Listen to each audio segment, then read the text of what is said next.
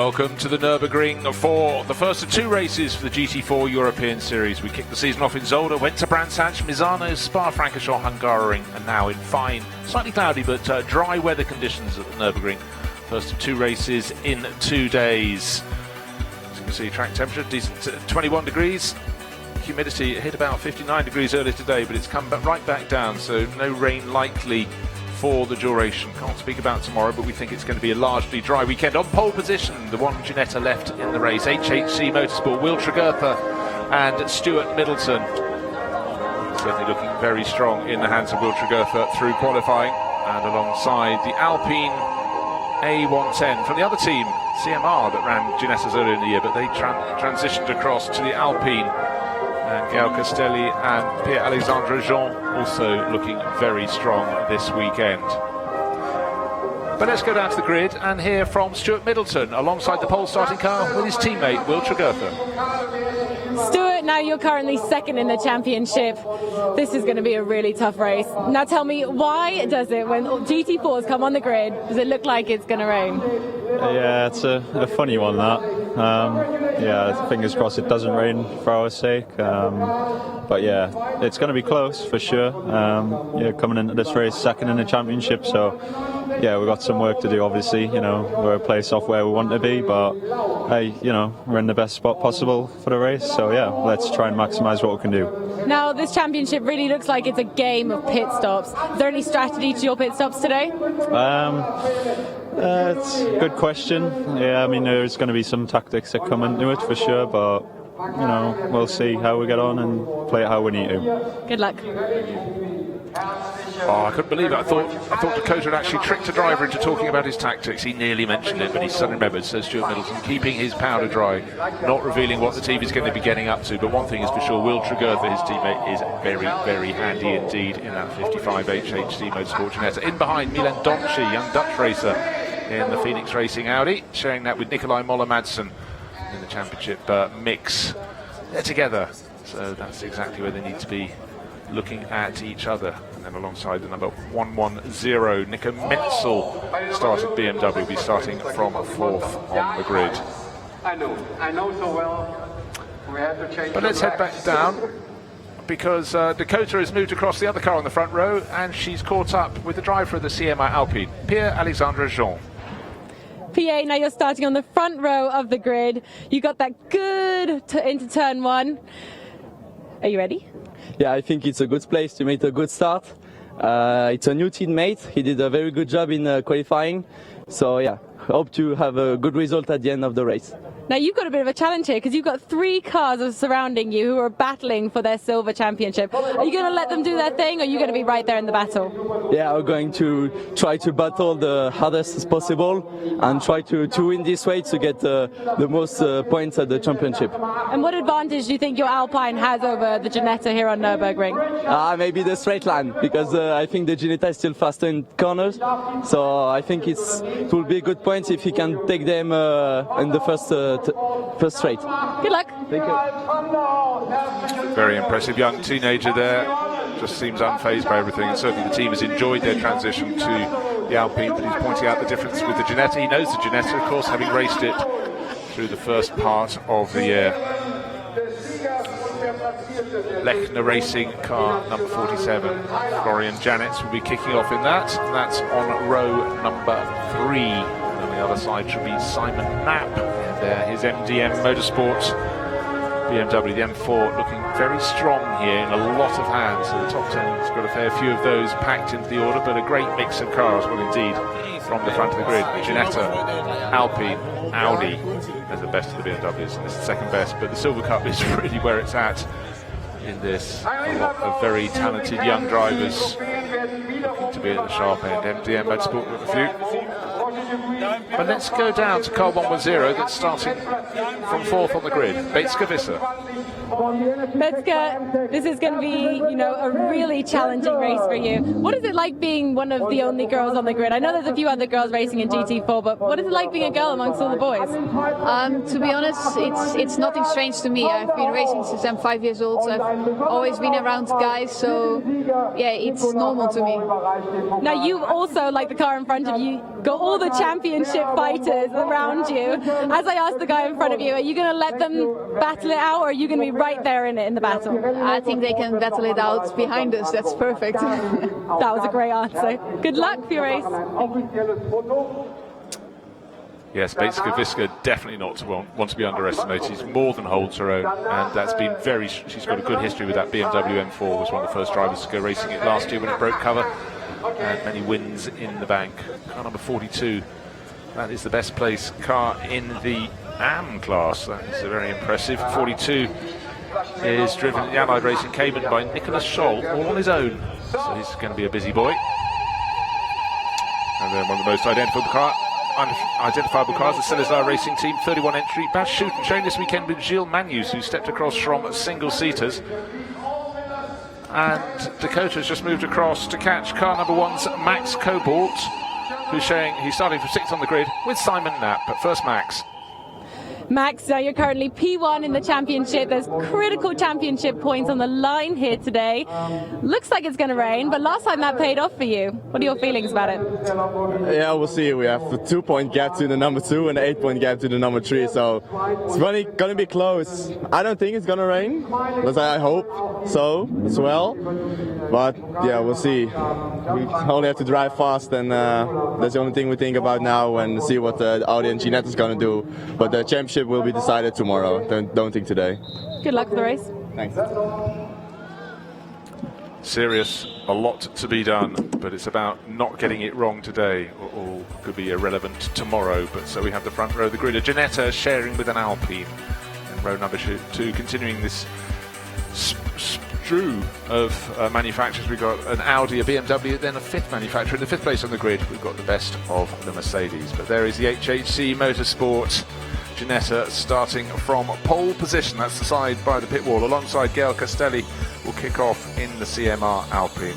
So there we go, the first 2 manufacturers, 3rd and 4th manufacturers in 3rd and 4th positions. And the first manufacturer to double up is BMW. There you can see they're 4th and 6th on the grid, and that's the championship leading duo that will be starting that number 1 BMW from the outside of row number 3. Work our way back down the grid, and it goes a very long way. The best of the KTM, so you can see with the lid up on the left-hand side of the screen.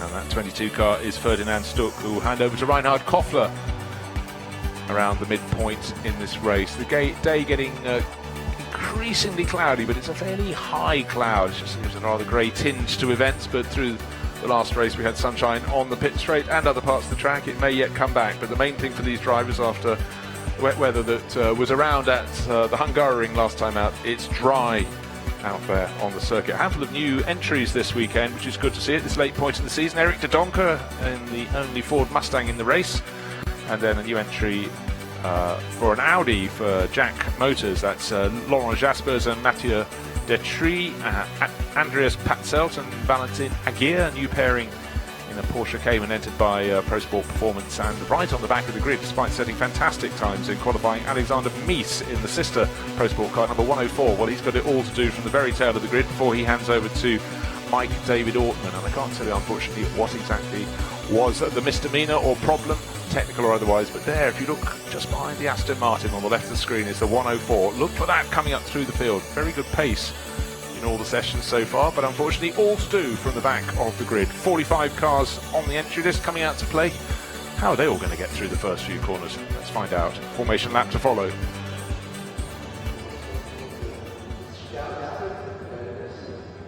And it really is a very long way right under the bridge that has the starting gantry lights on it, down to the front of the grid. Still with the doors open a lot of the car. It might be a grey day, but they're trying to keep the heat out of the cockpits, these cars, otherwise there are real heat soaks in there. A couple of minutes now, I think, until the start of formation lap. We've had the 3-minute board being shown. So we have a quick ride on the Segway with our hyper-talented cameraman. I couldn't even stand on the Segway without falling off, let alone operate a camera while doing the same, but a sweep down the grid, and it really is a long sweep. As I said, 45 entries for this GT4 European Series finale here at the Nurburgring. One race today, and the second one, the final one tomorrow. Tension mounts, with drivers trying to keep a cool head Think about what happens down into turn 1. It's wide on entry, a slight kink, then it's wide on entry, then it narrows, and then your options become a little more limited. Plenty of space on the outside, but you don't really want to be on the outside. You can be pushed ever further and further wide, but too tight up the inside, and you won't be able to turn in.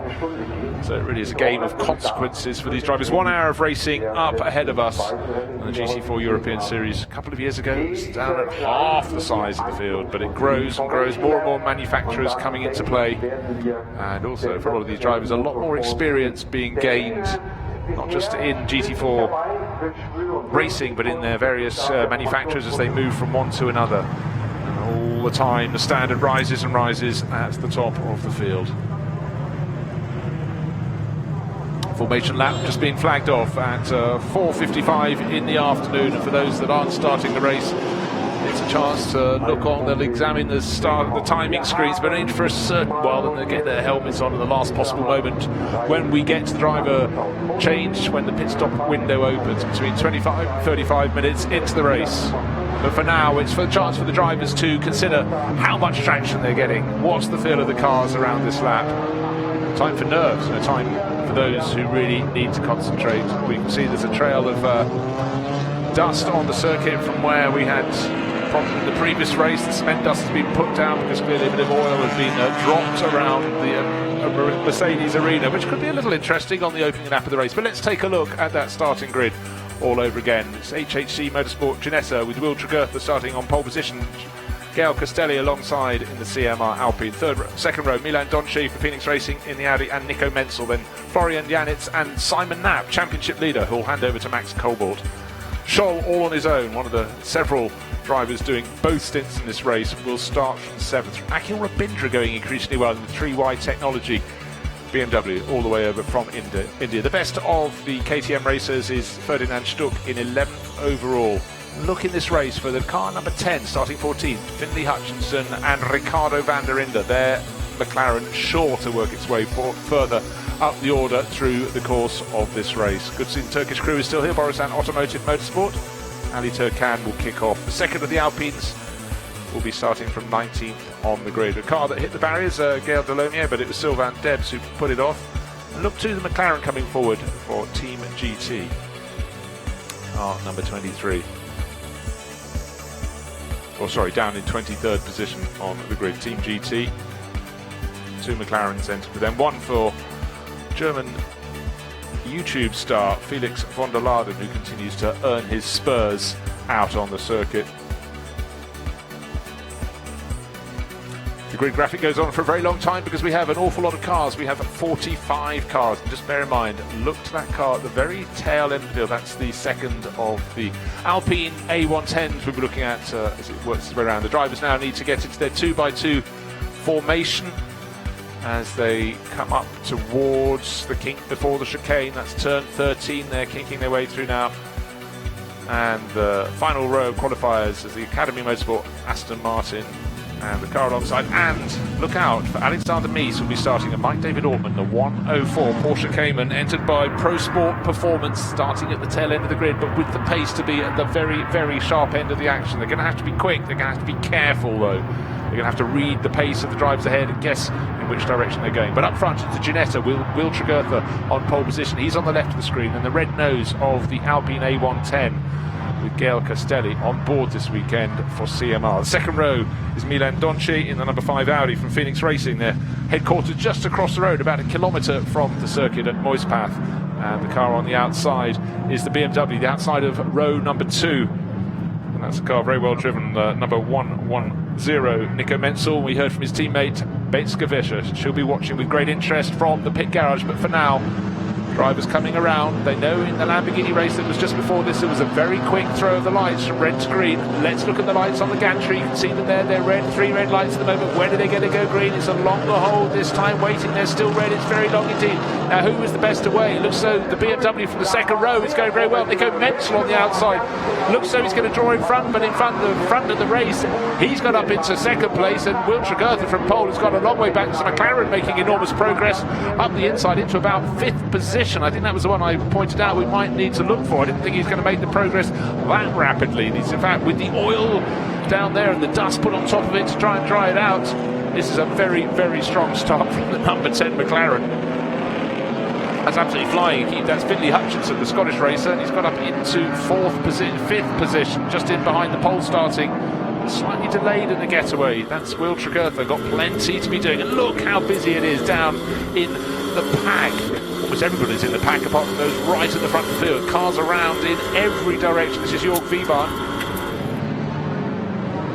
Case of just trying to be fast and trying to keep out of others hitting you, so all looking very good and tidy indeed. But what a start from Gael Castelli. He's into the lead of the race, but it's a driver who started from fourth on the grid. That's Nico Menzel, who was looking super positive, and he has now taken the lead. And championship leader, well, he's not championship leader for nothing, Simon Knapp, up from sixth on the grid to third. So the BMW's coming good very early on. The pole starter Will Tregurtha down to fourth, but the driver who really made fantastic progress was Finlay Hutchinson, up into fifth in the McLaren, then Milan Doncic sixth in the Phoenix Racing Audi, and everybody else nose to tail behind.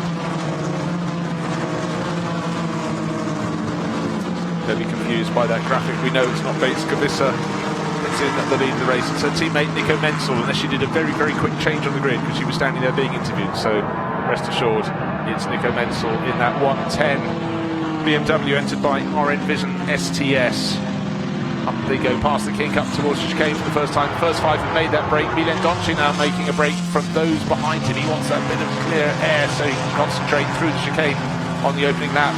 And Finlay Hutchinson has demoted the pole starter, so one blue and white car has overtaken another, but it's now the Ginetta back to fifth and the McLaren up to fourth place. Who is the next target for Hutchinson? Well, I can tell you it's the championship leader. It's the number one BMW, Simon Knapp. But he's not the best placed BMW in the race. That is the car with Nico Menzel at the wheel. What a great start he made. Car number 35 under investigation for incorrect starting position. Unfortunately, that is Gael Castelli. He's the driver in second place. And I must say, he did seem to be a little further towards the middle of the grid than his position. Should have had him at the outside. I noticed that at the time, but so did the race officials. We'll see what occurs with that. He's running in second place at the moment, so let's concentrate on what's happening out there. But what is happening is the fact that McLaren is getting closer and closer to Simon Knapp. A much better exit, though, out of turn number 4 for the driver who started on pole. That is the Ginetta driver, Will Tregurtha, now right on the tail of Finlay Hutchinson. The first two just easy clear, but it's the driver of the second of those cars, the Alpine, Gael Castelli, who is under investigation for possibly not being in the right position on the grid on the front row at the start of the race. Debris on track at turn 7. Drivers going down through turn towards that part of the track. Down, they're just gone past it. That is turn number 8. That's the hairpin at the bottom of the hill.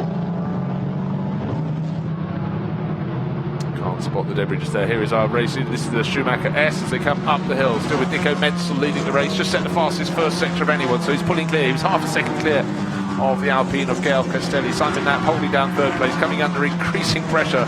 Those at the back of the field will just have a face full of dust. So many drivers cut the curves, cut the course at the S there on the way back up the hill. 47 in the thick of the action. That's Florian Janitz.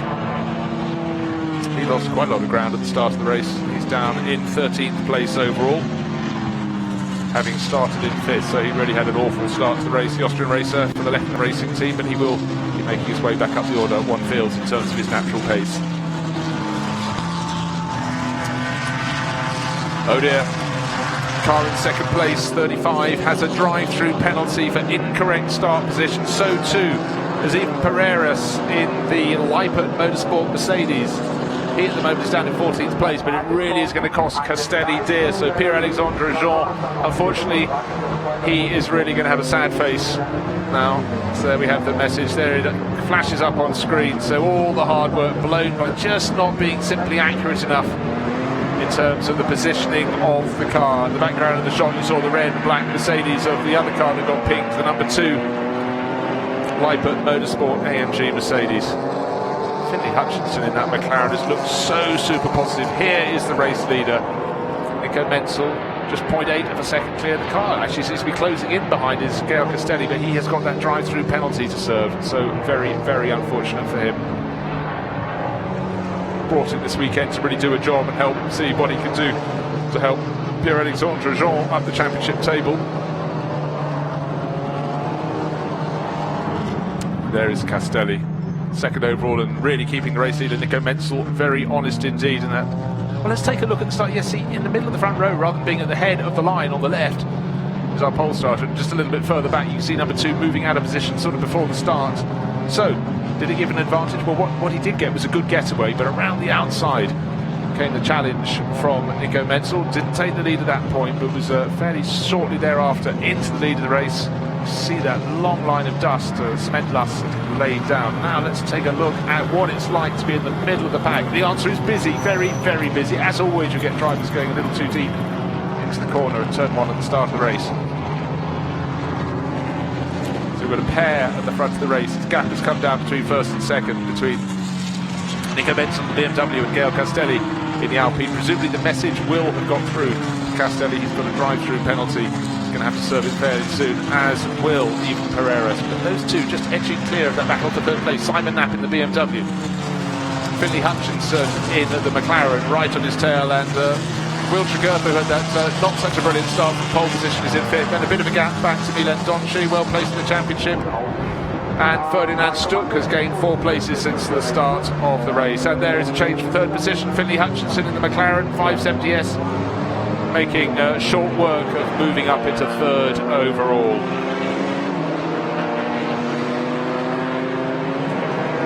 And that's not too bad for a car that started from outside the top 10. I think it was in about 14th position. And now Will Tregurtha fancies deposing the BMW as well. He was quick before out of turn 4. This time it looks fairly level with the car in front of him. So Simon Knapp holds on to 4th position for now. Car number 100 took a spin and rejoined at turn 2. That was the Jack Motors, one of the new entries this weekend. Lauren Jaspers spun that Audi, but he's still in the race. Did lose in position though. And just while I'm looking at the timing screens, as well as we look at this battle for third place, I mentioned I'd keep an eye on the progress of Alexander Mees in the 104 Porsche Cayman that was starting from 45th and final position on the grid. Well, he's gained 15 places so far, which isn't too bad with only 3 laps completed.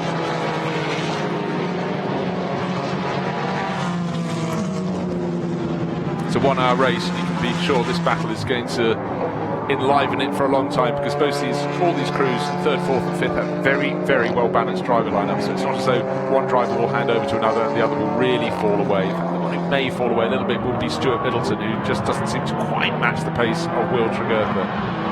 Will is in the Ginetta behind the BMW there. He's in 5th, wants to get into 4th, and having moved ahead of Knapp's BMW, now we can see that Finley Hutchinson in the McLaren, the headlights blazing as he comes up to the chicane, is pulling just a little bit by little bit, pulling clear. The gap between first and second stays at pretty much the same, 0.75 of a second, but the car in second place does have that drive-through penalty to serve.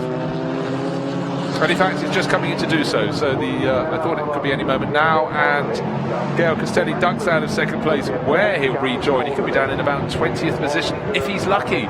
He's only just going under the starting gantry now. He's got to be more like about 35th position, I think. Oh, and I said look at the pace of Alexander Mees. He's just set the fastest first sector time of anybody, down in 30th position. He's got a whole host of cars up ahead to challenge. And certainly with that pace, he's just gained a couple of positions.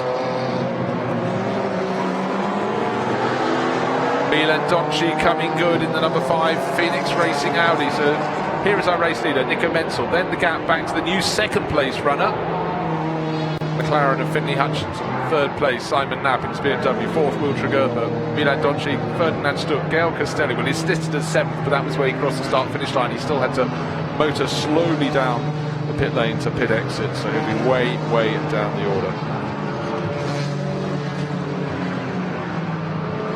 Just behind there is the driver who was in second place after drive-through penalty, just behind one of the V8 Racing Camaros. And they were starting down right below 30th position on the grid. I'd suggest both of them, Wolf Nathan and Luke Brahms. Didn't see which that was that he came out behind. Luke Brahms is down near the very end of the field, so if he's behind him, he's down in about 39th position, so he's possibly behind the sister car. Wolf Nathan, that put him in about 30th position. Car number 77, top runner in the Pro-Am class, and that's Markus Lundstrass for Racing 1 in his Audi, and he is running in 9th position overall. Akhil Rabindra next behind him on the track in the number 37 3 wide technology BMW. Onboard camera, cars going through over the curbs. Bit of a jump there. Through the final corner, so we had the shot of the chicane approaching, now out of the final corner. That's the 77 car, we looked at it from outside, now we're looking from inside. Leading the Pro-Am class, now 8th overall, place gain. Of course, that was with the readjustment of Gail Castelli, and I'm going to see, I reckon Castelli will have fallen to 30th position after that drive-through penalty.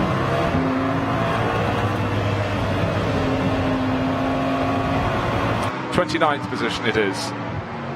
She'll be able to get a few of those back with his teammate Pierre-Alexandre Jean, who's very quick indeed, but we still have just under 50 minutes of this race remaining, so he's got plenty of racing to do. Haven't got up. Menzel has now lost the lead of the race. Finlay Hutchinson has taken it in the McLaren while I was just checking on that position. Milan Doncic is coming stronger and stronger in this lead pack, and Ferdinand Stuck is joining onto the tail end, and in behind him we've got the 103 entry Andreas Patselt, so one Pro Sport performance car going very well in the pack there. And I really sort of sense after that change of lead, we've got the change of lead, but those behind are getting very, very much closer together.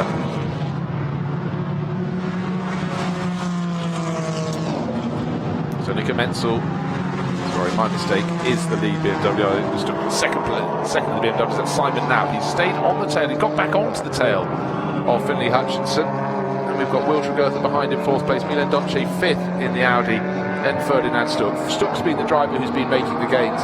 Nico Menzel 3.9 seconds cleared. Best lap last time around was 2 minutes 6.6 seconds, and Finlay Hutchinson 2 minutes 6.9. In fact, all of the drivers right down to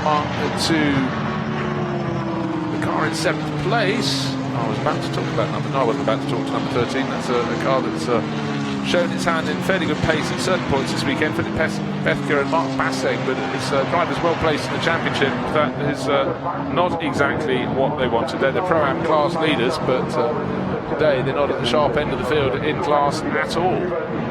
Way down the order in about 8th position in class, so that hasn't helped one iota. So Nico Menzel leading now by 4 seconds. That was a better lap for him and a worse lap for Finlay Hutchinson. But behind Hutchinson in 2nd, Simon Knapp has not been dropped. It looks as though that was going to happen, but it hasn't over the past couple of laps. If anything, he's closing very slightly back in on the McLaren of Hutchinson. Allied Racing Porsche came in ahead of the Borusan Automotive BMW, trying to go around the outside. The number 6 bright yellowy green Jean-Louis Jasper York V-Bahn Phoenix Racing Audi, that's one of the camera cars. And they're coming to shot. Oh dear, the one and only Mustang from Motorsport 98, Eric de Donker, has gone off. Did he have a helping hand? I can't tell. There was a Mercedes up the inside, but the Mustang was on the outside, and at the final corner coming to rest. Yellow flags out in position. There he is beached. He got round turn 15 and a half, didn't quite well. It's turn 16, he did half of it. So unfortunate early end to the race for Eric de Donker. Good to have the Mustang on board, makes a great sound, particularly going rumbling down the straights.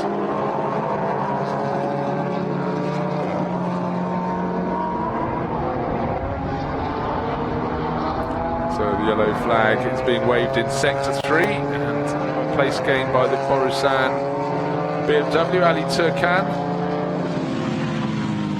gaining a position there.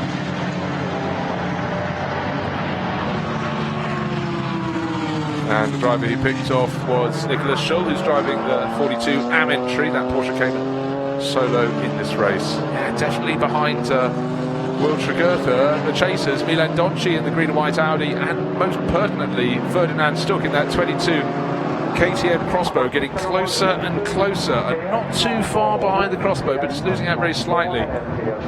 Is 103 German racer Andreas Patselt. He's going to hand over to his new Argentinian teammate Valentin Aguirre, but a good new entry this weekend from them.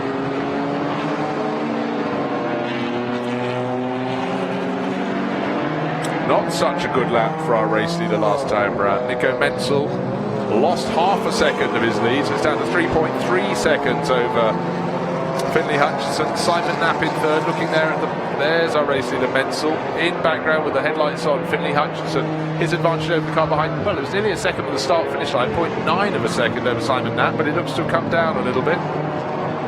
Down the hill they start to go. Milan Donchi now starting to try and find a way past the Ginetta of Will Tregurtha, but he's got to really watch out because Ferdinand Stuck is tracking his every move and flashing the headlights on that KTM to really see if he can start to spook him, put him off, and maybe the best place to be is where Andreas Patzelt is behind them in 7th place. He can watch the action. Next car on the track is about nearly 6 seconds behind this grouping, and it's Marcus Lundstras in the Racing 1 Audi that he shares with Jules Koga. That's a very strong driver pairing, and that will definitely be making advances. But there, with that lead of 3 and a bit seconds, here's Nico Menzel leading for the RN Vision STS BMW team. Now is Ferdinand Stuck going to make a move that works? Not just yet, but actually he's really helping Ginetta racer Will Tregurtha to escape, because Milan Donche was starting to take a look at Tregurtha's Ginetta, but right now he's got to concentrate on the KTM. It's attacking from behind. Still the yellow flag in the 3rd sector. There's that number 98 Mustang is recovered from the gravel trap, and an investigation for an incident between car number 98, that's the one in the gravel bed, and car number 13, which is the Philip Bethke Mark Basseng Porsche Cayman. But don't forget that was at a different point of the track, and having said that Tregurtha was getting away and not having to worry so much about Milan Donchi, because Donchi was being chucked by Stuck, a very good second half of the lap for Donchi, and he's not only dropped Stuck but he's passed Tregurtha. Now let's take a look. Is there anything wrong with Tregurtha's Ginetta that's caused it to slow? Its last lap, yeah, its last lap was about half a second off its normal pace.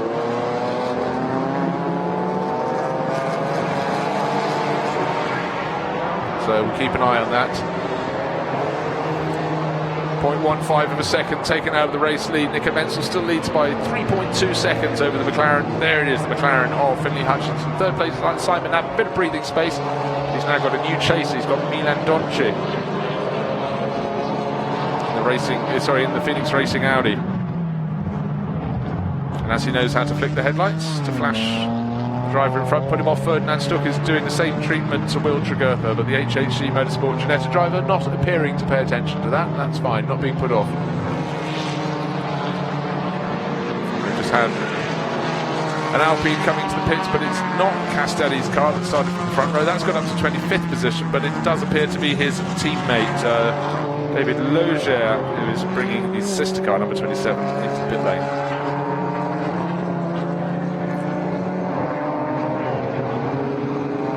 One of the harder cars to see going in the pit lane, because the roof seems to be quite a lot lower than most of the competitors. So I think the sculpted tail of the car was possibly the giveaway.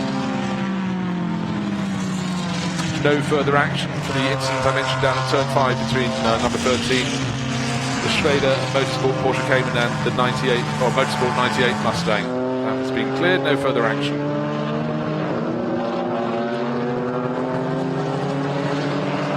Ferdinand Stuck still in 6th place.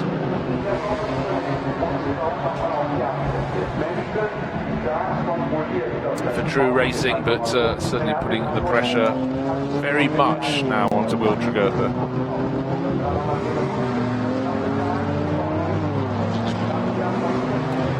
Ferdinand Stuck has really made quite a splash since joining this championship partway through. His best result so far, a 3rd place.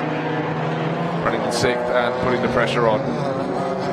So it is, 3.4 seconds to sort of stabilise the gap between 1st and 2nd. For Nico Menzel to the McLaren of Finley Hutchinson. Simon Knapp sitting in behind 1.5 seconds down, but with a similar advantage over Milan Donchi. But Donchi, here he comes in the white and dark green Audi. Hasn't really dropped Will Tregurtha though, but the car who's gaining all along the back of that pack is the white and orange Pro Sport Performance Porsche Cayman of Andreas Patzelt. 2/3 of the race still to run. A bit of debris on the circuit, you see on the left hand side of the screen as the field sweeps down the hill.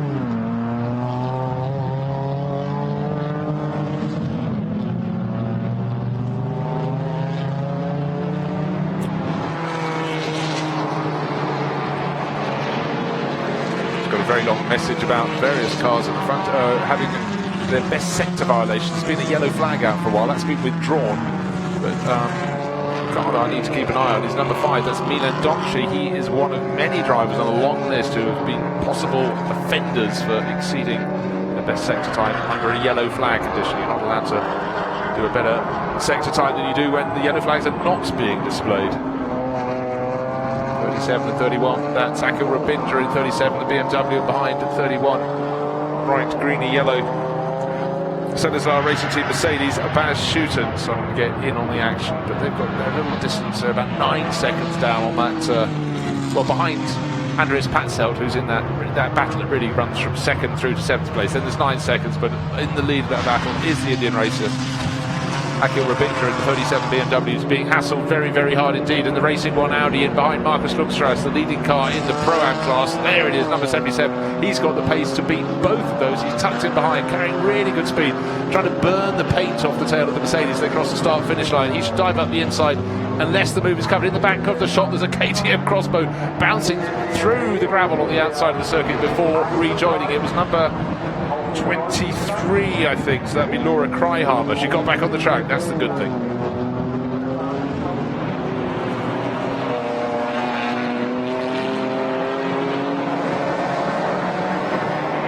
Four seconds the advantage between first and second, so it was 3 and a bit seconds, and Nico Menzel has settled down all over again, started doing better lap times. Dropped away for 1 lap, and now it's those chasing who've just lost a little bit of their speed. So suddenly looking quite good, and Benska Visser, we heard from her before the start of the race, the Dutch race will be very pleased indeed if that 4 seconds become any larger, really take the pressure off the team when it comes to their pit stop. She can certainly do the rest on her own. This is 3.742, the gap between first and second. Here's the car in second place, starting at 14th, I think it was. And that is Finley Hutchinson, who's just taken 1/4 of a second in the first part of the lap out of the race-leading BMW, and he's now gradually dropping Simon Knap's BMW in third place, and that too has got a little bit of an advantage over Milan Donci.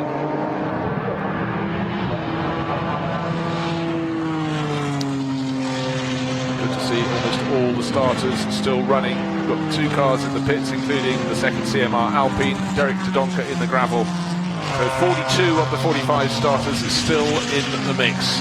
Just how we like it. Ferdinand still having a really good run in the number 22 KTM crossbow all over the tail of Milan Donci now. Again, with different manufacturers competing in the championship, you've got different ways they can deliver their speed, deliver their best performance. The gap is coming down. It was 4 seconds between first and second between Nico Menzel and Finley Hutchinson, the McLaren, putting in a better lap that time around. Give an example how close it is at the top. The top 7 cars still within 10 seconds, and we've had 24 minutes of racing. That's not too bad, is it? Drive-through penalty now being served on the list of 9 drivers, 9 cars. Drive-through penalty for exceeding their best sector times under yellow flag conditions, and the really pertinent one is Milan Donci at number 5. He's in 4th place at the moment. That drive-through penalty is really going to hurt him and his teammate Nikolai Moller-Madsen. I think almost all the others are outside the top 10. Quickly cross-referencing numbers, but it doesn't seem to be the case. He's the one. Oh, the next one down is just going off our screen. Ali Turkan in the turquoise Turkish entrant BMW M4 from Otosan. There it is, that one is the next one down the line that's going to have a drive-through penalty to hamper its cause. And in fact, the car right behind it as well, number 42, is another one in the top handful, Nicholas Scholl. So I'm afraid the race order is going to be changed somewhat, but the only one in the lead pack that's going to fall is Milan Donci in the number 5 Phoenix Racing.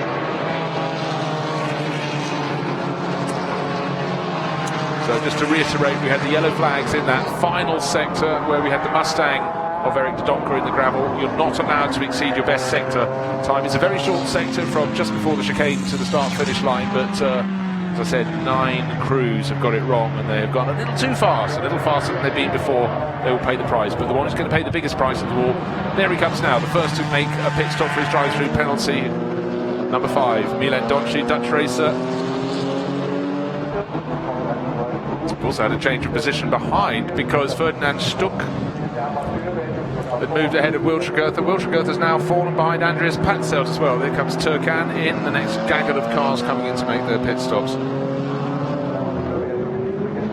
So the order is going to change. What it really was, most of the cars in the second batch of 10 cars from 11th through to 20th, but certainly for Milan Donci, he has taken that tumble. So exceeding, you've got to learn, if a yellow flag is out, you cannot exceed your best sector time. Pit window is now open though, so I don't think everybody here has got a penalty, drive-through penalty, but back onto the circuit. If you've got a drive-through penalty, you can't combine it with your pit stop, just in case you were wondering. And car number 11 has possibly got a double punishment, and that is the Las Maras Racing McLaren of Lisette Brahms, because she's being done for drive-through penalty for the violation of exceeding best sector time in sector 3 under yellow, but also possibly for overtaking under yellow flag as well, so it could be a double whammy for Lisette. 3.5 seconds gap between first and second between Nico Menzel's BMW and the chasing McLaren of Finlay Hutchison.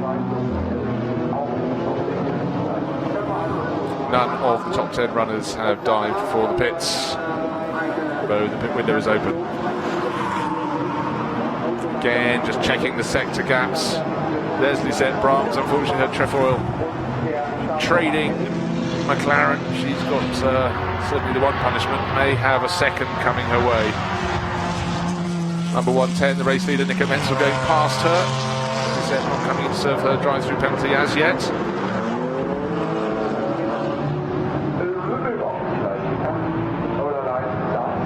What's the gap going to be at the end of the lap? It's 3.5 seconds. Finlay Hutchinson behind Nico Menzel, waiting for, looks like it could have gone out a little bit. Oh, because it has, because Finlay Hutchinson has dived for the pits, followed in by some of the others, not all of the others in that top batch of cars. Simon Knapp has come in as well. He was running third in his BMW.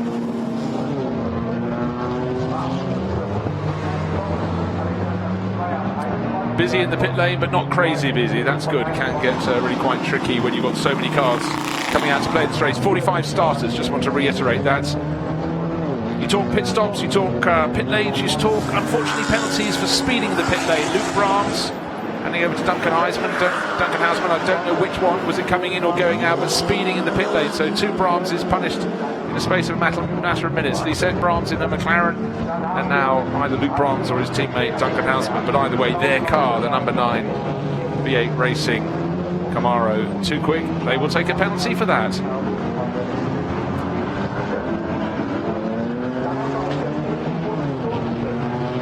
Menzel continuing to lead this race. Car number 31 pushing on very hard indeed, just to come out of the pits. Bad shoot and handed over to Gilles Magnus, who was very impressive last year in Formula Renault, but he's got much bigger machinery to play with this year. He's moving over to GT Racing, starting the Blancpain series right at the start of the season.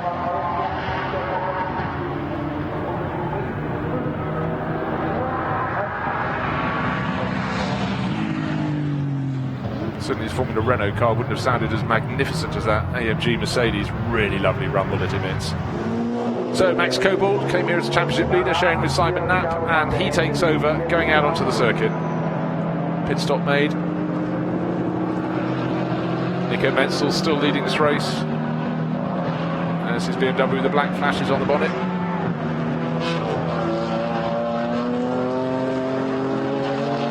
Waiting to see who else will come in. Pit window still open for another 5 minutes. And Wiltshire-Goethe continues out on the circuit. He's not bringing that HHC Motorsport Ginetta that started from pole position in. It clearly was a very good lap in qualifying, but his advantage in the race really seems to have dissipated. And though he's second on the circuit, his last lap, 2 minutes 8. He should be doing the 2 minute 6s. That's what race leader Menzel is managing. McLaren, however, now in the hands of Ricardo van der Ende. Really good start by Finlay Hutchinson. They were down in, I think, 14th position, got up to second on the road. Ricardo van der Ende, multiple GT4 champion, multi-champion of many, many things, back in his Formula 4 days so long ago, but he'll be really, really pressing on.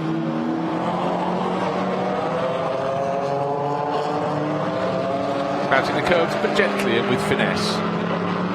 Halfway point in the race has been past 12.3 seconds. The gap between race leader Nico Menzel and Will Tregurtha. Tregurtha really falling back in the last couple of laps. They've not been good laps for him. The first sector alone on this lap, he's lost another half second. Still in second place overall, but he's going to scramble back to about 5th, 6th, maybe even 7th place after the pit stops. Of course, he gains one position because of the drive-through penalty of the number 5 Phoenix Racing Audi. Milan Doncic served the drive-through penalty. He'll hand that over to Nikolai Moller-Madsen, but that will drop them right down the order. In fact, he's already done so. Moller-Madsen listed as 18th at the moment after 2 pit visits. That's at least one too many. Pit window is still open. Nico Menzel still not coming in to pit. Here he is coming up towards the chicane. Will he come in this time to hand over to Bates Kavissa? Well, you can't tell at this point. It's critical what he does now. Is he going to flash across? No, he's going for one further lap.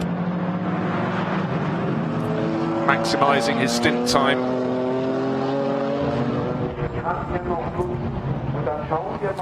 Just to reiterate, it's a 1 hour race. Will Tregurtha getting very loose. He's also staying out as long as he possibly can before he hands over to teammate Stuart Middleton. But the last few laps have been much slower for him.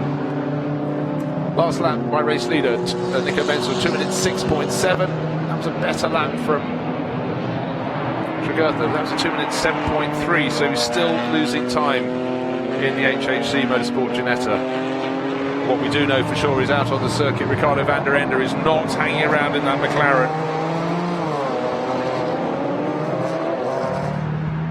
And he will be really looking to maximise these laps before the cars ahead of him make their pit stops. They're leaving it late in the pit stop window. Keep an eye on the top of the screen, so another 2 minutes 20 seconds or so in which they can get to pit entry before the pit window is closed.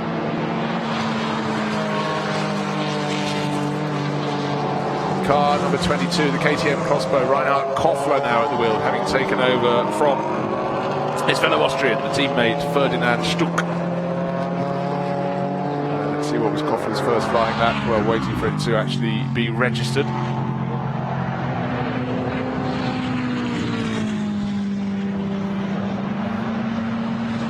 But he's ahead of Max Kobalt by the looks of things. Now here is Ricardo van der Ende coming up the chicane. Not getting airborne, that's a good thing. Very, very tidy in this McLaren. Certainly got very, very good balance. Ricardo van der Ende, how good is his lap time going to be? Number 10 McLaren.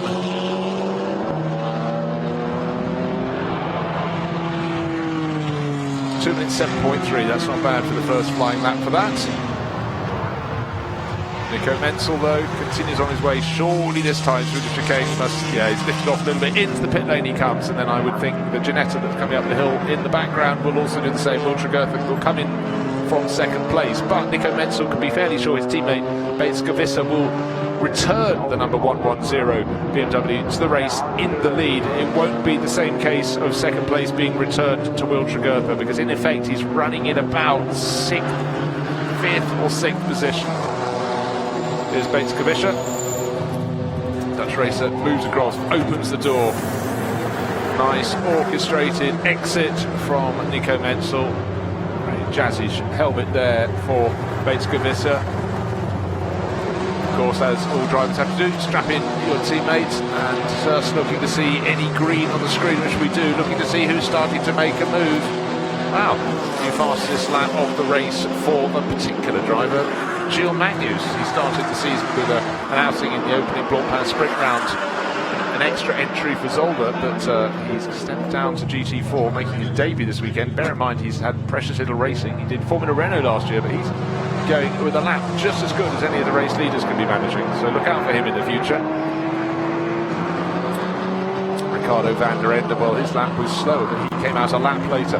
Now, leading car, just waiting to see if that will return to the lead of the race, barring an amazing couple of laps of Ricardo van der Ende, which we haven't seen as yet. We should do just that. So the number 110, the BMW from RN Vision STS. Off goes Bates Kavissa. She's got half the pit lane, 2/3 of the pit lane to run, which will give an opportunity out of the chicane comes the McLaren of Ricardo van der Ende. Different ways of taking their timing their pit stops. The McLaren, is it on the right hand side of the shot? Yes, it is. In a pack of cars, the headlights is about 5 cars further back, but from the lead and back into the race from Nico Menzel to Bates Gavissa. Meanwhile, the HHC Motorsport Ginetta gets going from much closer to pit exit. It's going to come out behind the Koffler KTM, though.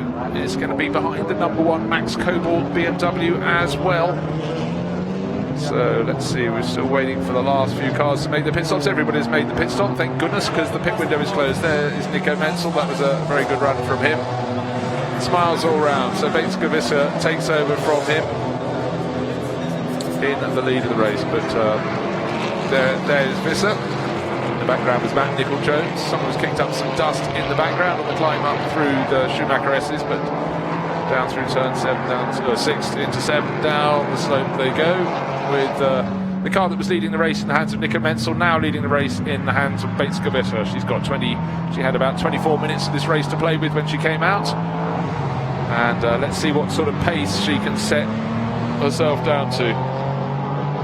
And car number 3 has also picked up a penalty for speeding in the pit lane. I don't know if it's Gozerides coming in, the Polish racer, or Cedric Freiberghaus, Swiss racer, who left in the Phoenix Racing Audi, but that will set them back a little bit. They are not, however, at the sharp end of the field, in fact down in 30th position at the moment.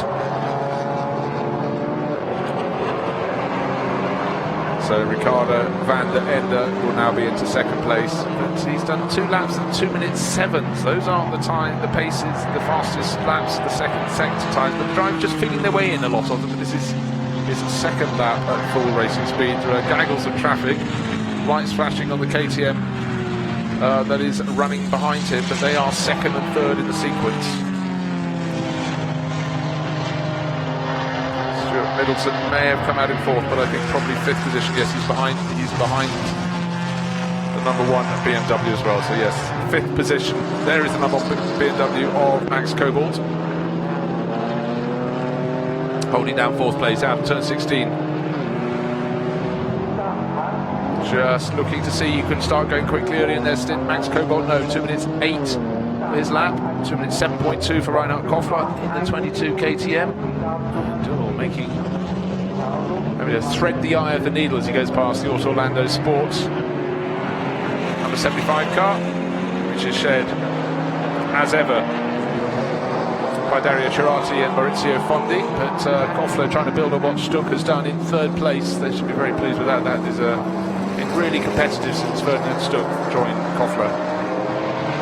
Not too far behind Ricardo van der Ende, and new fastest lap of the race by the car that started last, Mike David Ortman. Still don't know what the problem was that put them back down there. They've been right at the sharp end of the grid in qualifying. Started 45th and last, and they've got up to 10th place. That is a fantastic performance, and at the moment they're lapping 2 seconds, 1.5 seconds quicker than anyone else. Best of the rest is Reinhard Koffler at the moment also. No, sorry, best of the rest is actually Gilles Magnus in that Mercedes we saw a short while ago, the yellow and green one. Car number 31 in 6th place overall, making progress.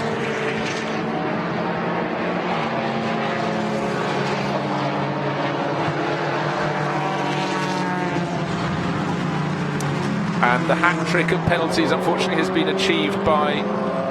no, sorry, it's not. It's the other Brahms. It's Luke Brahms. 1 second stop-and-go penalty for car number 9. So that's the 2nd penalty for the Luke Brahms Duncan Houseman car. And also for car number 31, which is, we've just been talking about, Gilles Magnus. So he's got up to 6th place, and unfortunately that's all going to fall away. But number 1 on our screens right now, Max Cobalt in 4th place at the moment. He's fallen behind Reinhard Koffler. He's trying to just not lose any momentum. He sets off after him, but settling down to lapping at some good pace here, Max Cobalt. But what we're having is Stuart Middleton trying to hang on, just a second behind Cobalt, behind the BMW, now which was quicker around that lap. I think Middleton was actually slightly quicker on his first flying lap out of the pits. He's taken just over 1/10 of a second. This is doable. He's got to try and see what he can do, but the real advantage for the Ginettas isn't in the straight line, it's in the corners where it seems to have its advantage.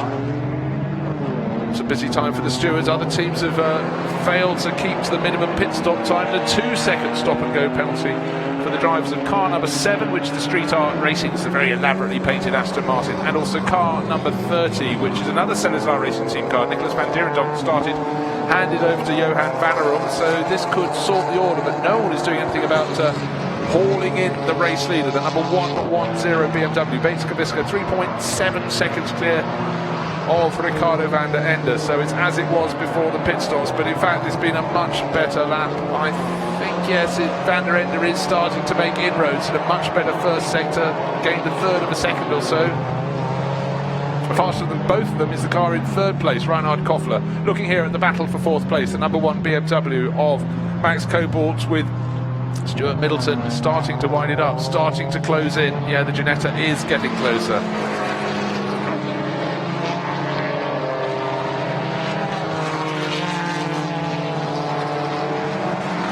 New fastest lap of the race set by the car in 16th place. If you think that's odd, it's only because it's a car that's had a problem. It's a car that had a drive-through penalty. It's the 35 Alpine, Pierre-Alexandre Jean, 16th place, lapping 2 seconds faster than our race leader Bates-Kaviska last time around, but he's got an awful lot to do after that drive-through penalty.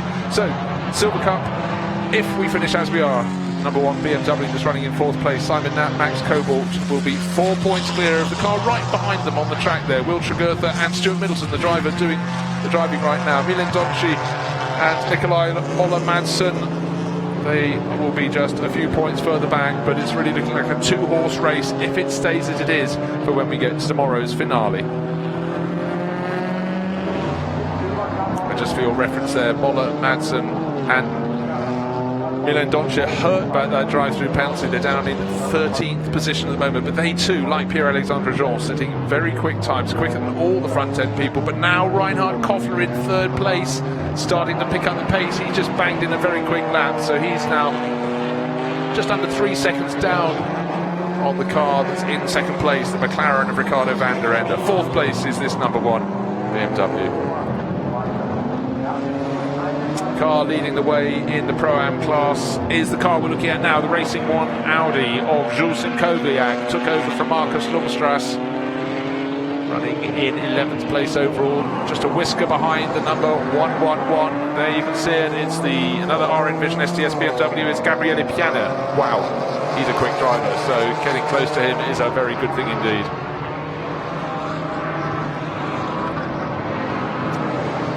Oh dear, just when it looks settling down for Stuart Middleton, running very close to Max Cobalt in that battle for 5th place. He's now under investigation for crossing the white line at the pit exit. We've seen people ping for that at various points. We've had a change in the Pro-Am points because number 77, we've just been looking at, well, here he is now, leading the class on the track, but Jules Kowiak has now moved ahead on points, so it's all very tight indeed. So 77 going very well in that Pro-Am class.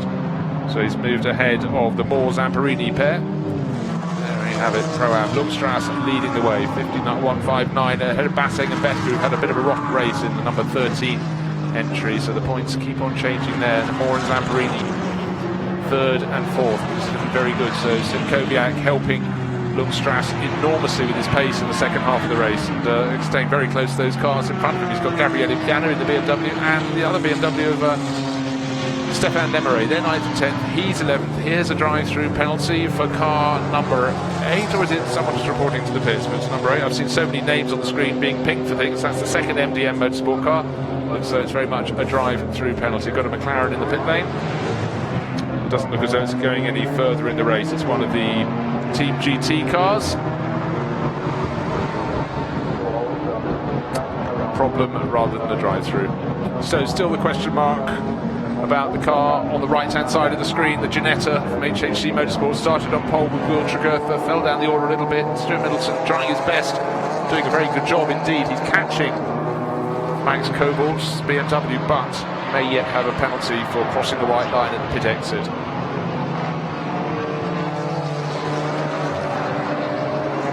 First to second, the gap is coming down 2.6 seconds now between Bates-Kaviska in the lead in the number 110 BMW and Ricardo van der Ende, who's hunting like mad in that Equipe Vechor McLaren.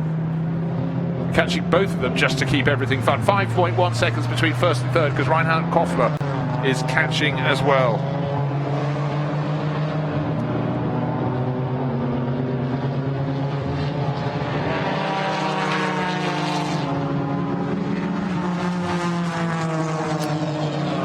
Stuart Middleton hunting. Max Cobalt hunted.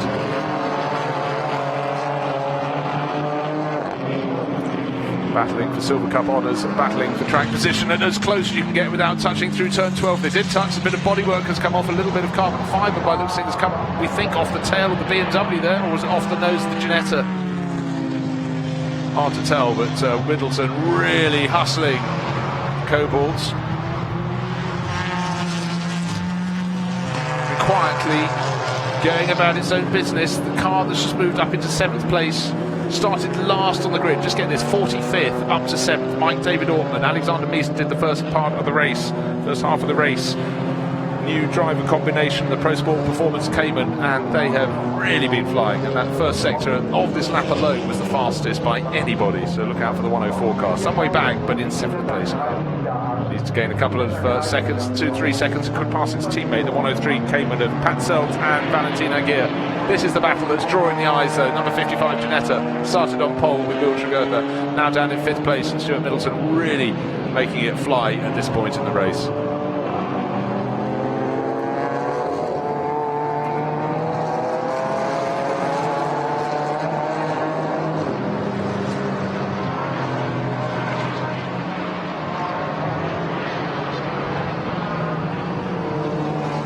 Most definitely be another place gained by Mike David Ortman, because he was 1.5 seconds quicker than his teammate last time around. He's 0.9 of a second down, so 7th will become 6th, but will 5th become 4th for Stuart Middleton? We saw that little brush at turn 12 half a lap ago, and now down into the hairpin, another serious look, and certainly Max Cobalt will be wondering where the next attack is coming from. Any corner soon is the simple answer to that. Middleton's got so much more pace out of turn 8. He managed to get the throttle planted. I don't know if the tyres are starting to go away from Cobalt, but certainly he is being pushed super hard. There's often gravel on the track on the exit of the Schumacher S as well. I think every single driver has cut the corner. No wonder there is gravel on the track, but it could yet have consequences for these drivers if they go a little wide on the exit and hit the gravel, and they'll be off. But right now, this is the corner where the clash occurred last time around. This time Middleton trying to tuck down the inside. Good to see that bit of debris has gone away, but is it going to be a move up into the chicane? There's Solent space through the kick beforehand, turn 13. Cobalt still ahead of Middleton. Middleton just seems to drop back and doesn't have the straight line speed, but through the corners, absolutely mighty. Certainly that's where its advantage is over the BMW. But where is the place going to change, or is it going to change at all? Will Middleton have the pace down the start finish straight? So far, no. But the good news is, coming in from the race officials, no further action for the consideration of Middleton crossing the pit lane exit line too early. That could have picked up a penalty. There he is in 5th now. No sword of Damocles hanging over him unless he does something later in the race, but a little potential misdemeanor now behind us. There's the white line in question. There was the point where it ends, and if you cross onto the racing circuit before you've passed the exit of the pit lane exits, you can get in trouble. This time, no is the case.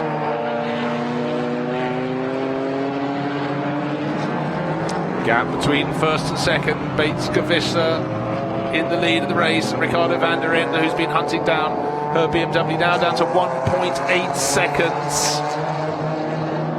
Mike David Ortman up to 6th place. I thought he was, yes, considerably faster than new teammate Valentin Aguirre, up from Argentina, so he's gone into 6th, but good run there for the Porsche Cables from Pro Sport Performance. But this is just beguiling action. 1.5 now the gap from Visser down to van der Ende. So with this lap alone, the gap continues to tumble. A third of a second or so taken, a quarter of a second in the first half of the lap. Cobalt appears to have all the answers to all the questions being asked by Stuart Middleton. Again, the Ginetta just losing out in a straight line, but through the corners just seems a much more wieldy tool, much more precise. Through the Schumacher S's, so Cobalt's responding, but all along that's letting Reinhard Koffler stay all the more safe in 3rd place. He's 8 seconds clear of this battling duo. With under 10 minutes remaining in this race, you have to feel the top 3 finishers are safe. It's a question of position behind the nose, almost alongside out of turn 12. It's a corner for 3 laps running that Middleton has been pushing Max Cobalt, pushing him to where he doesn't want to be.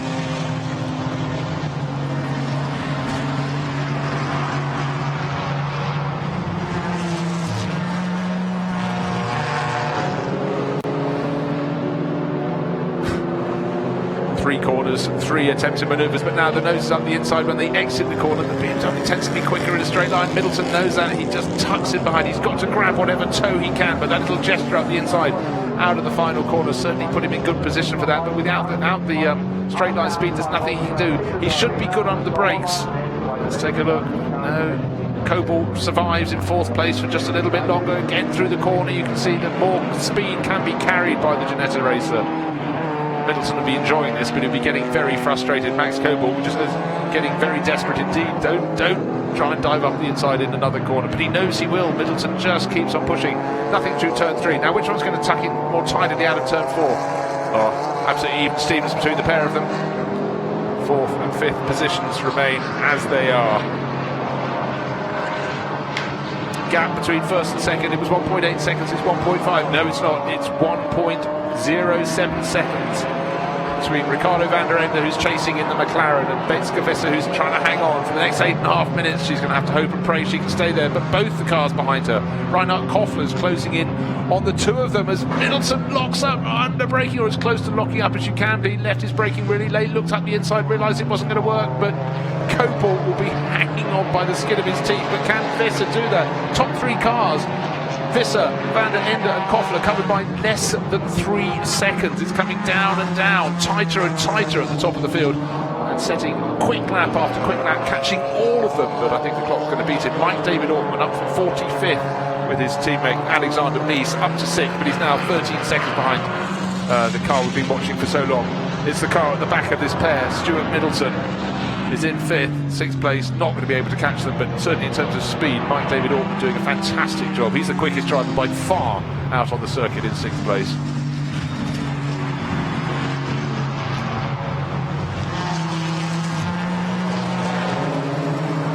Very, very close at the lead of the race now. Betska Visser, 0.416 of a second. You can see the McLaren really harrying the race leader. Visser, though, has got, about a quintet of cars in front of her. It's a quartet, and one of them very kindly moves completely out of the way. That was fantastic driving, and I think it was one of the MDM Motorsport cars. I think it was number 8. I think it was Mark van der Aar who got out of the way, really respecting the flags. He's lost the position perhaps accordingly. No, he wasn't. In fact, the car coming past was Reinhard Koffler in 3rd place. There's the KTM. 1st, 2nd and 3rd. It's down to 2 seconds flat from 1st to 3rd. Can Visser hang on? 6, just under 7 minutes remaining till the checkered flag will come out. Leading the race. She doesn't want to be delayed. It looked like the number 39 BMW in front of her from 3Y Technology. That should be Sylvain Debs at the wheel. Gets the message, gets out of the way. Both the drivers slightly compromised though. He wanted a wider line through turn 6. That passing car had to go somewhere though, around the outside, the long way around the outside, unfortunately for Ricardo van der Ende. Will be the right position on the inside when they come to the corner, but lost a little bit of momentum. And now, unfortunately for Koffler, he's got that BMW in his way when he really wants to be getting on the tail of the McLaren, just as he thought he had an advantage. Now, as Debs noticed, the KTM is up behind. Oh dear, all the work by Koffler is going to have to be done all over again. New fastest lap of the race by Mike David Ortman in 6th place and closing, but the clock will surely beat him. But very impressive run. Pierre-Alexandre Jean also drive-through penalty for that car. Well, a drive-through penalty for that car up to 12th place, but big points have escaped them with that drive-through. Wrong alignment on the grid for 2 of the runners. Race leader still Betska Visser, 0.4 of a second at the start-finish line, clear of Ricardo van der Ende. The traffic sort of worked for her, not so much for van der Ende. McLaren has the pace to close on the tail. The KTM up 22 has got through as well past that 3Y Technology. BMW lost out somewhat in the traffic there, but does appear to have the pace to catch both of the cars ahead, but the clock is counting down. Still in 4th place overall, Max Coble. How many questions can be asked? More questions can be asked by Stuart Middleton. He's tried here, he's tried there, he's tried pretty much everywhere. He's not going to try into the final corner this time, but can he get a better exit from it? What we saw before, he doesn't have the pace in a straight line, so he hops into the slipstream and sees what he can pick up at the other end of the start-finish straight. But in terms of the race leader and the race chaser, Ricardo van der Ende, not much can be picked up there. 0.5 of a second apart on the start-finish line. Looks slightly closer at this point as they turn through turn 3. Look for the flash in the background, the orange flanks of the number 22 KTM, Reinhard Koffler. Ferdinand Stuck started, Reinhard Koffler's on board now. 1.67, 6 seconds come at the top 3. There they come. 110 BMW, the 10 McLaren and the 22 KTM. Here is the number 1 BMW in 4th place overall. Max Cobalt being chased very hard indeed. Sorry, no, we just moved back to the lead grouping. That's the wrong BMW. There comes the other BMW. Also with a white and pale blue car behind, which is Max Cobalt ahead of Stuart Middleton. There they are. 4th and 5th, again wide over the curves, but just doing enough. Hold on to that 4th place. These are 2 pairs battling out for the silver honours. Stuart Middleton this time surely up the inside, just, that's perseverance, but Max Cobalt somehow just got enough braking done to just squeeze across its nose. Middleton has never been closer. Yes, they had a clash, but this time the nose was properly up the inside. It was a bit of a late move, well, a very late move. Look how much gravel is off the racing line, thrown at the Schumacher S's by people corner cutting. It hasn't caught anyone out yet, but it could yet. 3.5 minutes remaining.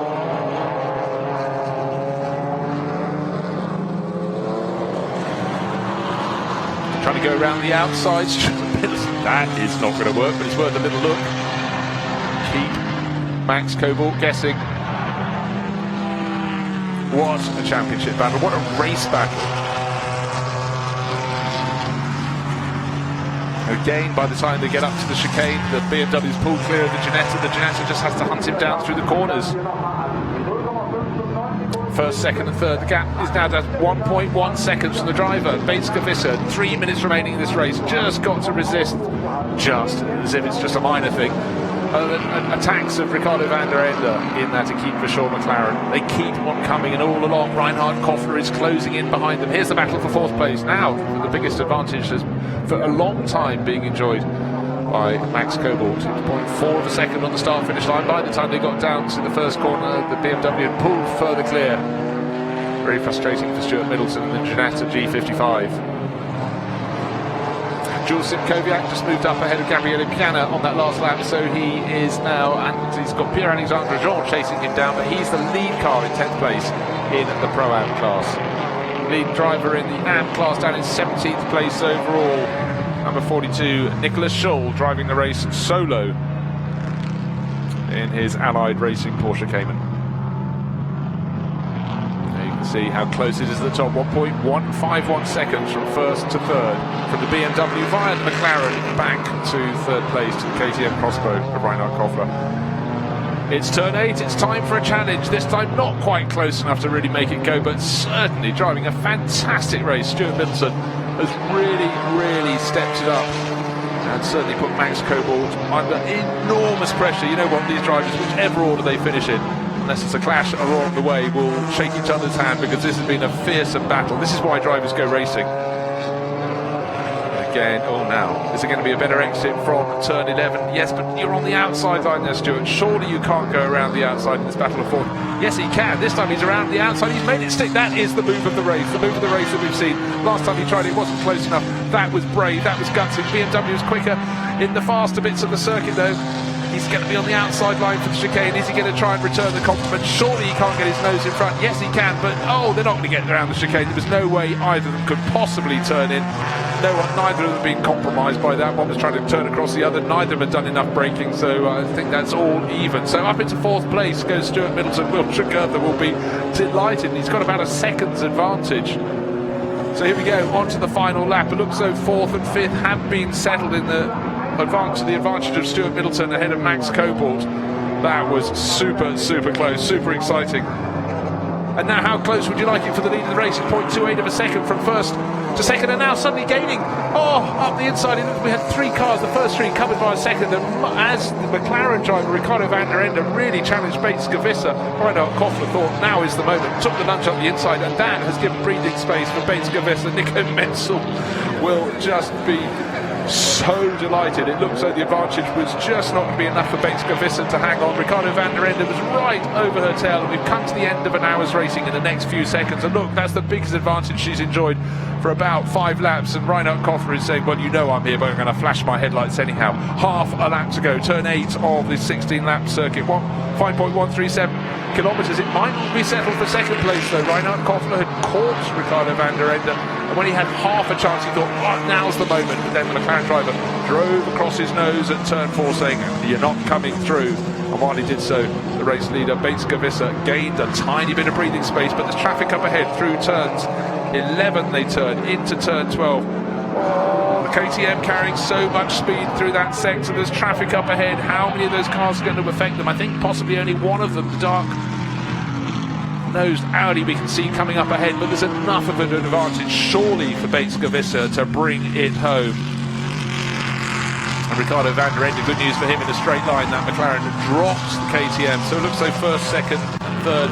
I think we know their identities. It's super close, but Bates-Govissa has survived a torrid final lap. It looks as though she's going to be passed by the McLaren. She wasn't. It looks as though the McLaren's going to be passed by the KTM. It wasn't. So hugs all round, and down at RN Vision STS, they take the win. The top three cars, 1.5 seconds covering all three of them. What a great race.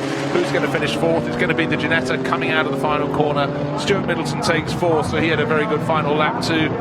Max Coble ends up in fifth overall, and then the next car should be in the background now. Yes, Mike David Ortman. How quick was that final lap? Yeah, he gained more time. So from 45th, I just want to say that again, 45th up to 6th place for the 104. And the sister car, 103, comes home in 7th. Nikolai Moller-Madsen's going to have to make do with that penalties, drop them down to 8th overall. Stefan Lemire finishes 9th, and Jules Simkowiak takes the Pro-Am honours in 10th place overall.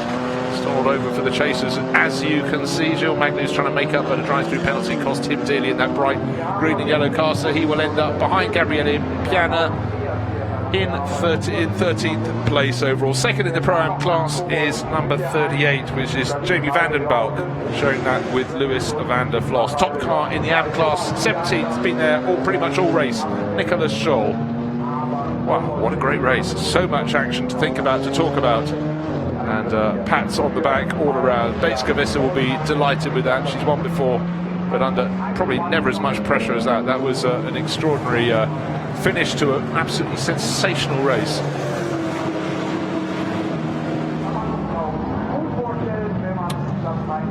As I gather my thoughts as the drivers drive around, you can be sure Bates-Govissa will be gathering her thoughts in the 110 BMW. Nico Menzel, brilliant opening stint and a really strong run at the end of the race by Bates-Govissa. Huge pressure from McLaren pushing her around the track. Ricardo van der Ende literally doing that, and Reinhard Koffler, well, kept right in the mix, right to the finish of the race.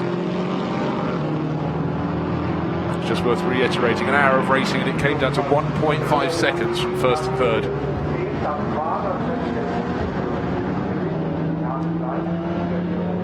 We had 45 starters, and I think we probably got about 42, maybe 41 finishers. But very impressive. Plenty of incident, but it was all very tidy indeed. And I think for these drivers, the phrase "and breathe" ... comes into action there. Bates-Govissa cruising home. It looked so on that final lap as though Ricardo van der Ende was going to strike and it was going to work, but she held on. For the MDM crew, they'll be very, very pleased with that. Sorry, for the RN Vision STS crew, don't want to make them change teams. They won the second race at the Hungaroring, and they kick off here this weekend with a victory in the first of two races. This is the final, sixth and final round of the GT4 European Series. Very, very good result indeed. What a huge amount of pressure delivered by Finley Hutchinson, who just had a fantastic opening stint to the race, and brought home by Ricardo van der Ende, who so nearly took the top spot, but he didn't. As we know, it went to the number 110 RN Vision STS BMW. This car, started by Nico Menzel, very much finished off. There's Nico jumping out to pat the bonnet of the car. As it comes to an echelon stop, Bates-Govissa will climb out. That was a job very, very well done indeed.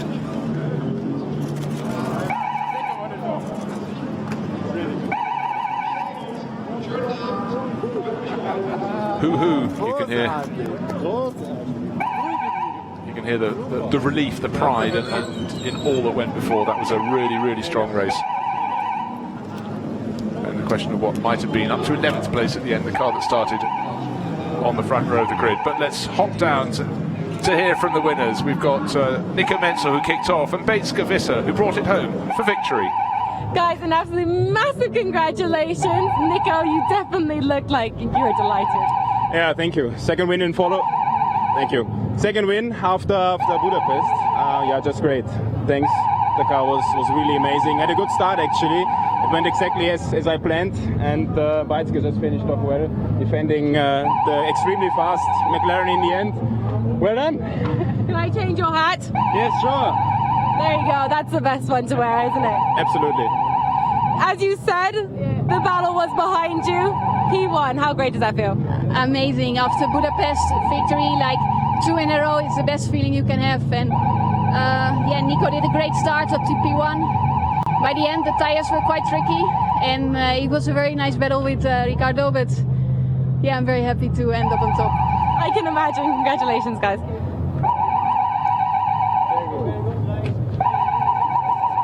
It's great to win a race, but when you do it under severe pressure and you don't crack, it's all the more exciting. And both of those drivers, Nico Menzel, who started, and Weizke who finished it off, or Weizke, in fact, I've just realized that's how it should be pronounced, really doing a very good job on their own. And being Ricardo van der Ende, spotting a fellow Dutch racer there, two of them, first and second at the end. And you can hear how hard they were pushing and how much pleasure they got from that battle all the way to the finish. Good work all round. Can you take this one as well?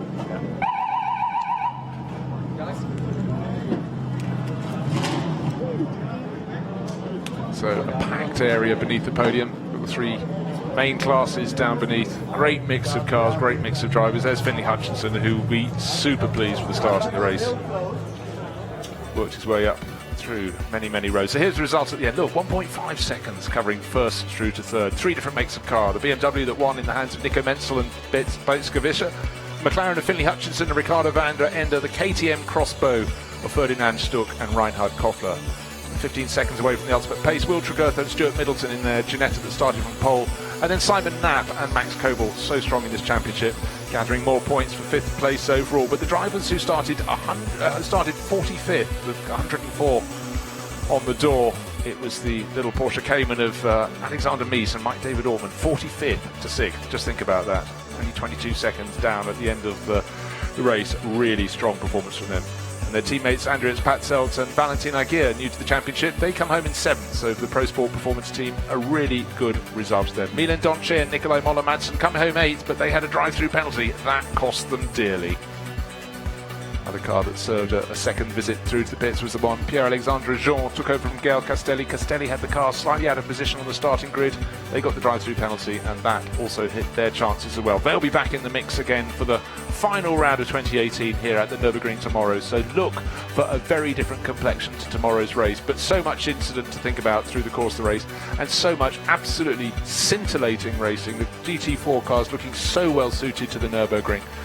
And really a lot of drivers will have a huge amount of pleasure from their race here this afternoon. The conditions were dry, a little bit grey, but it matters not. The track was absolutely perfect for racing, and they all did themselves very proud indeed. So 41 out of the 45 starters got to the finish. That's pretty good indeed when you consider how many cars were out there on the circuit at the start of the day and just how close the racing was.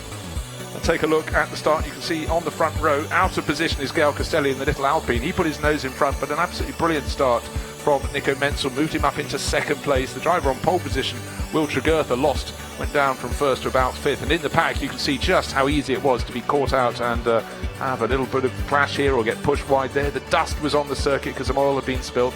Making the moves in the early part of the race was Finley Hutchinson, who was getting that McLaren ever further up the race order. Just outside the top 10, the action was pretty fast and furious as well. Then number 13, Schrader Motorsport Porsche Cayman out to the side of the circuit. Will Tregurtha coming under pressure and being passed by Milan Donchi. Then it was time to dive for the pits. Number 1 car was one of the first ones in. Simon Knapp handing over to Max Kobel. The McLaren also in pretty early on as Ricardo van der Ende took over, but eventually Weizke got to take over from this man, Nico Menzel, who was very pleased with his progress, and so he should be. And then the story of the second half of the race was this battle between the number 1 BMW, Max Kobel, being harried here, there, and absolutely everywhere. Up the inside in turn 8, several laps running. He couldn't make the move stick, but Stuart Middleton was absolutely like a terrier. He kept on keeping on. And eventually he took the move around the outside. He tried it the lap before, it didn't work this time. He just stuck to his guns round the outside. Then on the final lap, it looked so Koffler was going to go into 2nd place, and suddenly relief for the RN Vision STS crew, because the pressure was off as that battle for second just gave a 1 second advantage to our race leader. So Weizsäcker taking the flag in the number 110 BMW ahead of Ricardo van der Ende in the number 10 McLaren, and Reinhard Koffler through to third in the 22 KTM Crossbow. 4 makes of car in the top 4 positions. What a great advertisement for this championship, the European GT4 series.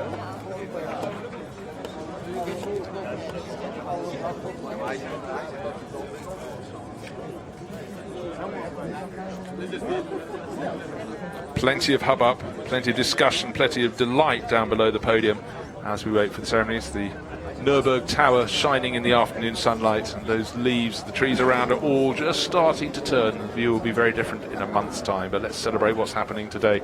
Nico Menzel and Weizsäcker closest to the camera, just awaiting instruction, all of them looking at the timing screens in the background, and some looking at it with more pride than others. Certainly some exceptional performances this afternoon here at the Nurburgring.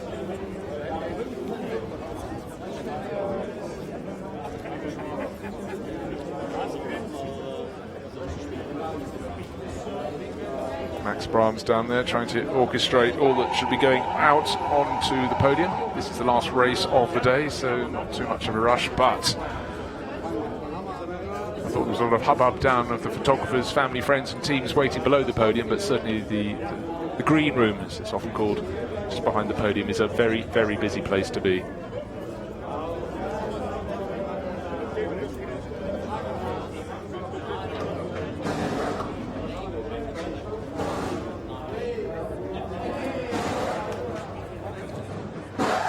Just to reiterate, the Pro-Am honours went to Markus Lundstrass and Jules Simkowiak, and the AM honours to the number 42 driver who ran on his own for Allied Racing, Nicholas Schurl from Austria.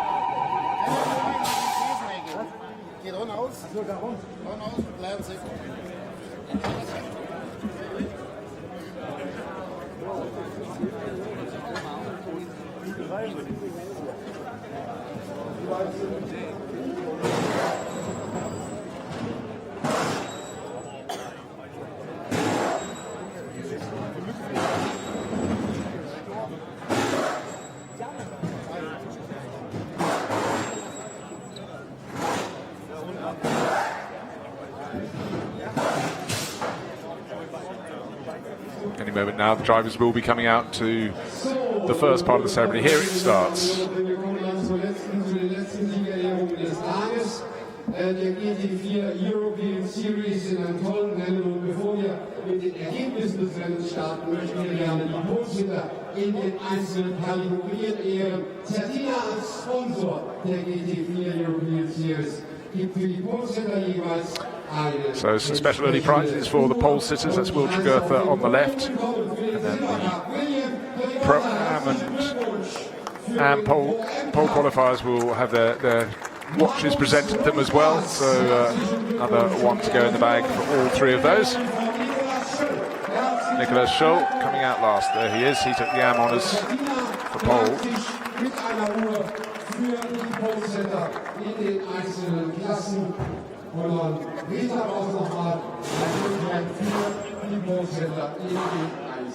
And Nicholas Schurl taking the third of those for the AM class honours from Max Brahms. Those are the pole sitters for each of those classes. Expect to see Nicholas Schurl all over again, because he won the AM class in the race as well. So what a great start to his weekend here at the Nurburgring. The sun is now starting to shine, the clouds are starting to burn off. Fantastic evening after an absolutely brilliant afternoon of racing. Der GT4 des Silver Cup in the Championship. Ich darf aufrufen, damit der Champagner steht. Vorher, so viel Zeit muss sein. Ich darf aufrufen, die Drittplatzierten, die Startnummer 22, True Racing mit Ferdinand Stuck und Reinhard Koffler. Herzlichen Glückwunsch. So Reinhard Koffler and the taller figure of Ferdinand Stuck, wearing the family's trademark smile. True Racing, their KTM, finishing in 3rd place overall. So close, just 1.5 seconds down from the race lead. Finley Hutchinson, Ricardo van der Ende, what a race they had up to 2nd place. Could so easily have been victory, but what stern defence from Weizsäcker. Took over from Nico Menzel. They will occupy the top step of the podium. The crew from the RN Vision STS BMW crew. Visser leads out, and Menzel, who led away at the start of the race, or took it to the lead at the start of the race, up onto the top step. Des siegreichen Teams hören wir jetzt die deutsche Nationalhymne.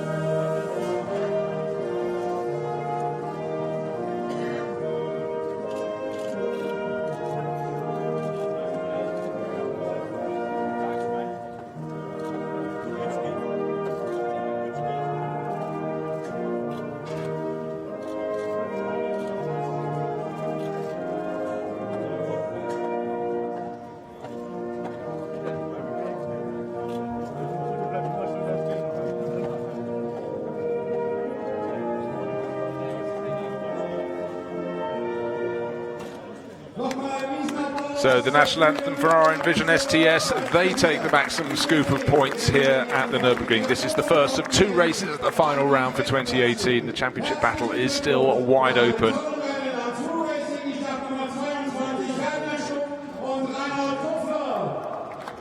So the trophy is being presented for 3rd place for the True Racing KTM crew of Ferdinand Stuck and Reinhard Koffler.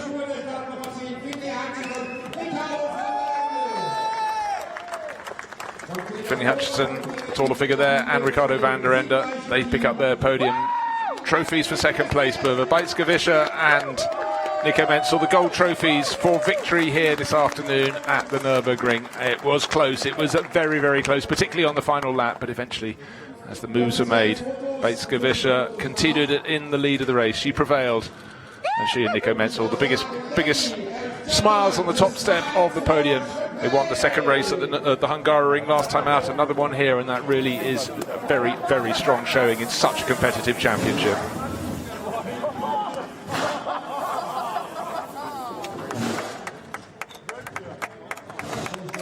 Plenty of well-earned applause for all 3 of those crews. What a fantastic finale. At one point on that final lap, I think they were covered by less than half a second as Koffler dived up the inside, trying to make the move to go past the McLaren.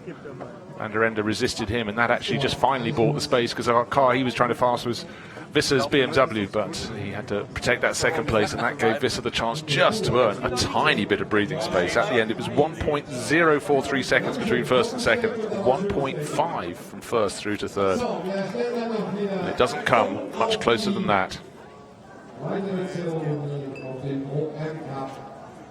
Der GT4 European Series dieses Jahr bei Vorderseite beschert. Wir kommen zur Siegerehrung in der GT4 Pro M-Wertung im Cup Championship und begrüßen auf dem Podium auf dem 3. Platz GT4 Racing aus den Niederlanden, Wolf Nathan und Well, big smile from Jordan Groger coming out, joins the championship, gets on the podium. The South African racer joining Wolf Nathan, 3rd in the Pro-Am class in their V8 Racing Camaro. 2nd in class, the 38 BMW, Lewis Floss from Brazil and Jamie Vanden Balk, 3Y Technology BMW. But the winners of the Pro-Am class in the first of the 2 races here at the Nürburgring, the 77 entry, Markus Lundstrass and Jules Simkowiak in their Racing 1 Audi. There's Markus, who took the class pole. We saw him taking his special watch in celebration and commemoration of that pole position, joined by young Dutch racer Jules Simkowiak. They enjoy the top step of the podium.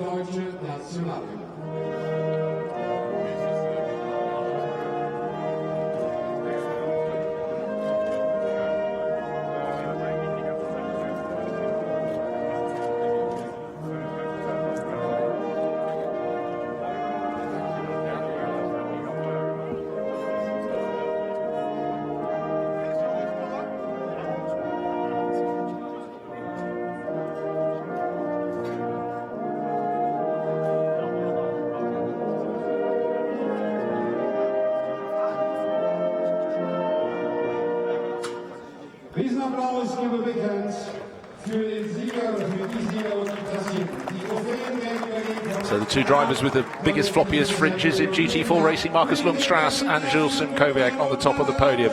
3rd place, though, look at the smiles there. Wolf Nathan, and on the right, Jordan Groger, trying yet another form of racing and doing it very well indeed. They take 3rd in the Pro-Am class. 2nd place, there we have Lewis Floss and Jamie Vanden Balk. Lewis being very patriotically Brazilian with his flag draped over his shoulders, but for Jules Simkowiak in the black and white overalls and the blue and pink overalls of Marcus Longstrass. They are the Pro-Am winners here in the first of the 2 races at the Nurburgring.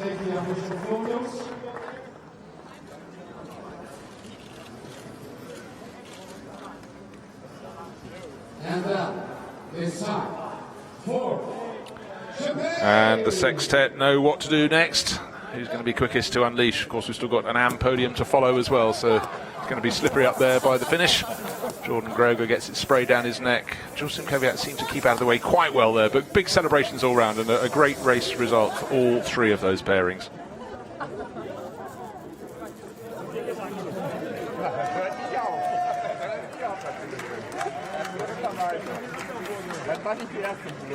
So plenty of fun, plenty of satisfaction up on the podium, and I think pretty much everybody who took part in that race should be proud of their action because there was some fantastic racing.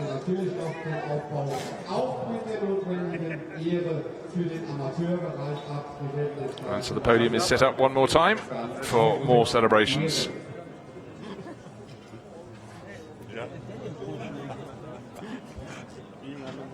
Ich freue mich, den GT4 AM Cup hier ehren zu dürfen und darf auch das Podium rufen. Bevor kommt, möchte ich sagen, hat mit dem 3. Platz heute die Amateurwertung der diesjährigen Worter GT4 European Series gewonnen. Herzlichen Glückwunsch zum 3. Platz und zur Gesamtwertung. So the AM podium, first driver out is one of the drivers who drives solo, the 222 entry, Porsche Centrum Uber Zürichsee by TFT Racing. That's quite a mouthful, but it's Nicky Leutwiler, and who absolutely loves his racing, and you can see the smile on his face in 3rd place in class. And now the 76 crew bound out onto the podium. That's Giuseppe Jesi and Alessandro Giovanelli, who finished 2nd in the AM class in the Autolando Sport Porsche 911. And the top step, taking all on his own some, Nicolas Scholl from Austria wins the AM class in his Allied Racing Porsche Cayman, giving away no years at all to the others.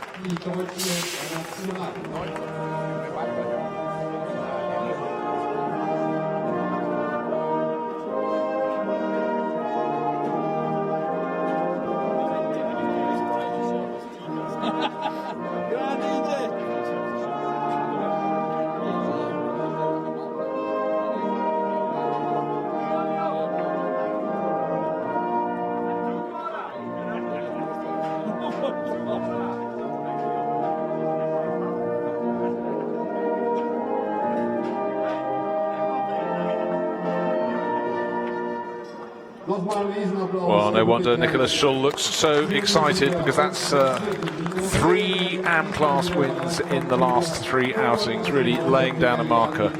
The young star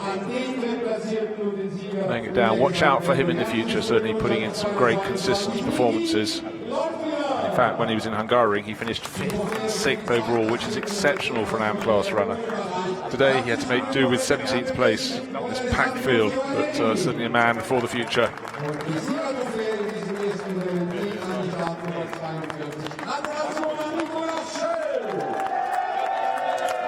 So plenty of applause from Nicolas Scholl there, delighted with his afternoon's enterprise.